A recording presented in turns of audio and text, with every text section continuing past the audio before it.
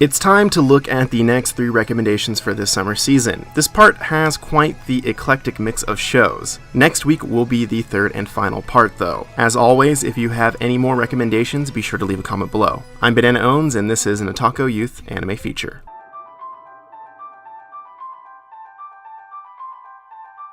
Mob Psycho 100. From Studio Bones comes the adaptation of another webcomic created by One. This series features an 8th grader named Mob who happens to be an extremely powerful psychic. So far, the series has mostly followed Mob as he works for a supposed master psychic named Reagan. Half of the comedy of this series has come from Reagan's attempt to hide the fact that he is actually a fraud. Mob Psycho 100 possesses the same comedic stylings as One Punch Man. It also has a rather unique animation style that is a close adaptation of One's drawings. Despite the goofy appearance at times, the animation is of a high quality. This hasn't just drawn me in yet.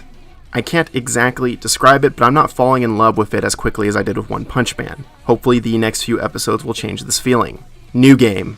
This series wins my award for the show that I did not expect to watch this season. It's a show about a workplace which inevitably brings comparisons to Shirobako. However, it's in the slice of life genre, so it would be correct to say it's more like K-On! Than Shirobako. The series features a recent high school graduate as she begins to work at a game development studio as a CG artist. Of course, you have a bunch of cute girls working on a video game. There's no deep plot here, but the show is oozing with comedy from the interactions between the characters. While it's not an intense look into the development process, there has been a decent foray into explaining some of the concepts of making a game, and Japanese work culture as well.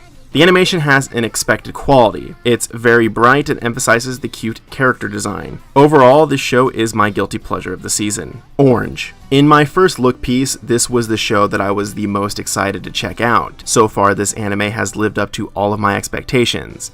The main protagonist Naho receives a letter from her future self that details a list of regrets. Her future self asks her to do things differently. Most of these tasks involve preventing a tragedy that involves a new transfer student named Kakeru. As expected, the series has been quite emotional already as Naho realizes her feelings for Kakeru. There also is this sense of dread as time goes on because of the real fear of failing to prevent whatever happens to him.